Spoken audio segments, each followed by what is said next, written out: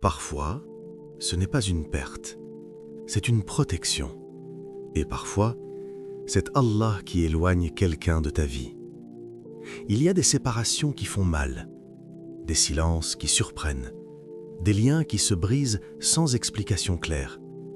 Mais en islam, rien n'est laissé au hasard. Quand Allah retire quelqu'un de ton chemin, ce n'est jamais sans sagesse. Aujourd'hui, découvrons 7 signes qu'Allah veut éloigner quelqu'un de ta vie, non pour te briser, mais pour te préserver. Signe 1. La relation t'éloigne d'Allah. Il y a des relations qui ne font pas de bruit quand elles détruisent. Pas de cris, pas de drame, juste un glissement lent, presque invisible. Au début, tu ne comprends pas. Tu te dis que c'est la fatigue, que c'est une phase, que tu rattraperas plus tard. Mais quelque chose change. Tu repousses la prière, pas par rejet, mais par lourdeur. Ton cœur n'est plus léger quand l'adzan retentit. Tu sais ce que tu devrais faire, mais ton âme n'a plus l'élan. Psychologiquement, c'est ainsi que l'épuisement spirituel commence. Une relation peut consommer ton énergie intérieure sans jamais t'insulter ouvertement. Tu adaptes ton langage, tu fais attention à ce que tu dis sur ta foi, tu minimises ce qui est sacré pour ne pas déranger. Et à force de t'ajuster, tu te réduis. Spirituellement, c'est un signal très sérieux. Allah ne parle pas de pauvreté matérielle quand il dit « Et quiconque se détourne de mon rappel mènera certes une vie étroite ». Sourate Taha, verset 124. La vie étroite, c'est ce cœur compressé, cette poitrine serrée, ce malaise intérieur que rien ne semble expliquer. Toute relation qui banalise le rappel d'Allah, qui ridiculise la pudeur, qui rend la prière inconfortable, ne te fait pas reculer d'un pas, elle te décentre lentement. Regarde l'exemple si courant. Une amitié commence dans le respect, puis viennent les petites remarques. Tu es trop strict, tu réfléchis trop. Allah est clément, relax.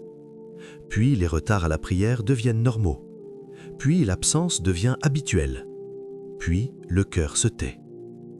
Ce n'est pas que tu as perdu la foi, c'est que quelque chose l'étouffe. Ce qui t'éloigne d'Allah ne peut pas te rapprocher de la paix. Et parfois, Allah ne coupe pas la relation immédiatement. Il commence par te rendre inconfortable dedans. Signe 2. Ton cœur n'est plus en paix avec cette personne. Il n'y a pas toujours une raison visible, pas de dispute, pas de mots blessants, rien que l'on pourrait expliquer clairement à quelqu'un d'autre. Et pourtant, ton cœur se ferme. Psychologiquement, c'est l'un des signaux les plus subtils, mais aussi les plus puissants. Tu n'es plus détendu en présence de cette personne. Tu réfléchis avant de parler. Tu ajustes tes réactions. Tu anticipes l'inconfort même quand tout semble normal. L'anxiété ne vient pas d'un danger évident, mais d'un désalignement intérieur. Ton esprit essaie de te protéger avant même que tu comprennes de quoi. Spirituellement, ce phénomène n'est pas un hasard. Le prophète, bien enseigné, a dit « La piété est ce qui apaise l'âme, et le péché est ce qui trouble le cœur, même si les gens te donnent des avis favorables. » Ce hadith révèle une vérité profonde. Le cœur du croyant est doté d'une boussole. Elle ne parle pas fort, elle ne s'impose pas, mais elle ne ment jamais. Allah place dans ton cœur une alarme intérieure, pas pour t'effrayer, mais pour t'avertir. Tu peux être avec une personne correcte en apparence, et pourtant ressentir une tension constante, comme si ton cœur refusait de s'ouvrir complètement, comme s'il savait quelque chose que ton esprit n'a pas encore accepté. Dans la vie réelle, cela se manifeste ainsi. Tu échanges avec cette personne, la conversation est polie, les mots sont là, le sourire aussi, mais après, tu te sens vidé, pas nourri, pas apaisé, juste lourd. Tu rejoues la discussion dans ta tête, tu te demandes pourquoi tu te sens ainsi et tu n'as aucune réponse logique. Quand la paix disparaît, c'est que la protection commence, car Allah ne prévient pas toujours par des épreuves visibles. Parfois, il retire simplement la sérénité pour que tu comprennes qu'il est temps de t'éloigner. Puis Allah fait autre chose, il laisse les masques tomber. Signe 3. La personne révèle son vrai visage. Au commencement, tout est fluide. Les paroles rassurent, les intentions semblent pures. Tu te dis que tu as enfin trouvé quelqu'un de sincère. Psychologiquement, c'est ainsi que se créent les attachements, par la cohérence apparente. Quand ce que la personne dit, montre et promet semble aligné. Mais le temps est un révélateur impitoyable. Peu à peu, de petites fissures apparaissent, des réactions disproportionnées, des silences étranges, des paroles qui blessent sous couvert d'humour. Le respect commence à s'effriter, lentement. Ce qui trouble le plus, ce ne sont pas les erreurs, c'est l'incohérence, le décalage entre ce que la personne prétend être et ce qu'elle manifeste réellement. Spirituellement, ce moment est une étape clé. Allah dit dans le Coran « Ainsi nous détaillons les signes pour des gens qui réfléchissent » Sourate Al-An'am, chapitre 6, verset 98. Allah ne dévoile jamais brutalement. Il détaille, il montre par petites touches pour que le croyant comprenne sans être brisé. La vérité n'apparaît pas pour humilier, elle apparaît pour libérer. Dans la vie réelle, ce signe est douloureusement clair. Une personne qui t'encourageait tant que tu restais au même niveau, mais dès que tu évolues, les remarques deviennent froides, les critiques remplacent les conseils. Ton progrès devient une menace. Quand tu étais fragile, elle était présente. Quand tu deviens plus fort, elle se distance ou attaque. Ce n'est pas une coïncidence, c'est un dévoilement. Allah ne retire pas sans avoir d'abord révélé. Car sans révélation, tu regretterais. Sans vérité, tu douterais. Alors, Allah montre, jusqu'à ce que ton cœur n'ait plus besoin d'explication. Et parfois, la rupture ne vient pas d'eux, elle vient des circonstances. Signe 4. Les obstacles deviennent constants. Au début, tu penses que c'est passager. Un malentendu de plus, une mauvaise journée, une fatigue accumulée. Psychologiquement, c'est ainsi que l'esprit essaie de sauver ce qui est déjà en train de s'effondrer.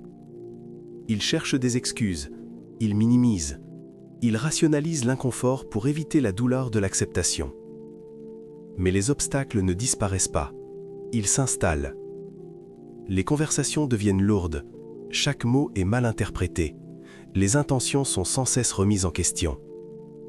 Tu expliques, encore et encore, mais rien ne s'éclaircit. La fatigue émotionnelle s'accumule. Pas une fatigue visible, une lassitude profonde, intérieure, qui ne part pas avec le repos. Spirituellement, ce schéma est très parlant. Ibn al-Qayyim, rahimahullah, disait « Quand Allah n'aime pas une chose pour son serviteur, il ferme la voie vers elle. Allah ne bloque pas par hasard, il ne complique pas par cruauté. Il ferme pour protéger. Quand une relation n'est plus bonne pour ton âme, les portes cessent de s'ouvrir naturellement. Ce qui était simple devient lourd, ce qui coulait devient forcé. Dans la vie réelle, tu le reconnais facilement. Chaque tentative de réparer finit en dispute. Chaque discussion censée apaiser crée une nouvelle tension. Même les moments de silence deviennent inconfortables. Tu fais tout correctement, et pourtant, rien ne fonctionne.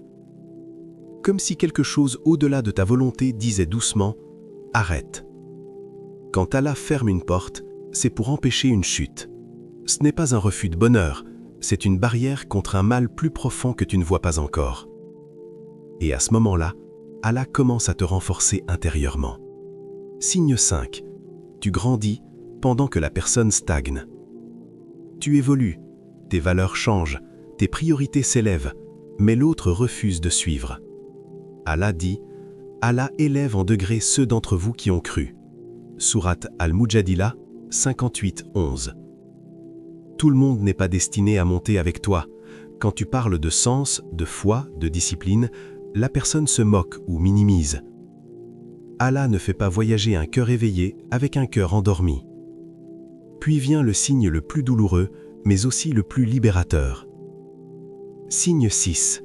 La séparation te rapproche d'Allah. Au début, la douleur est brutale, pas progressive, pas négociable. Psychologiquement, la séparation crée un vide, et le vide fait peur. Parce qu'il t'oblige à t'arrêter, à ne plus fuir dans les conversations, les messages, la présence de l'autre. Les premières nuits sont longues, le silence est pesant. Ton esprit revient sans cesse aux souvenirs, ou si seulement, aux questions sans réponse. Puis quelque chose change. Le silence ne fait plus mal. Il devient espace, respiration, clarté. La solitude cesse d'être une punition. Elle devient miroir. Tu te redécouvres. Tu entends enfin ton propre cœur. Spirituellement, c'est souvent là que la sagesse d'Allah se révèle. Allah dit « Il se peut que vous détestiez une chose alors qu'elle est un bien pour vous. » Sourate Al-Baqarah 2, 216. Ce verset ne parle pas d'un bien immédiat. Il parle d'un bien profond, invisible au moment de la douleur. Ce qui t'a brisé t'a aussi dépouillé de certaines dépendances, de certaines illusions, de certaines attaches qui prenaient plus qu'elles ne donnaient. Dans la vie réelle, beaucoup le vivent sans l'avoir prévu. Après la rupture, tu pries plus, non par obligation, mais par besoin. Tu fais du zikr parce que ton cœur cherche un appui. Tu pleures devant Allah, non pour te plaindre, mais parce que tu n'as plus à faire semblant. Et c'est là que la guérison commence. Ce qu'Allah retire, il le remplace toujours par mieux. Comprends ceci profondément. Allah ne te prive jamais par cruauté. Il te protège par amour. Certaines personnes n'étaient pas des bénédictions. Elles étaient des tests, des passages, pas des destinations. Et Allah t'a vu. Il t'a vu endurer. Il t'a vu t'accrocher. Il t'a vu espérer malgré la douleur. Alors il a agi. Si quelqu'un est sorti de ta vie, ne cours pas après ce qu'Allah a éloigné.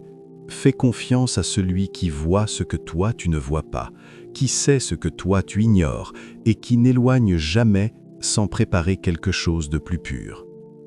Quand Allah retire quelqu'un de ton chemin, ce n'est pas une perte, c'est une miséricorde déguisée.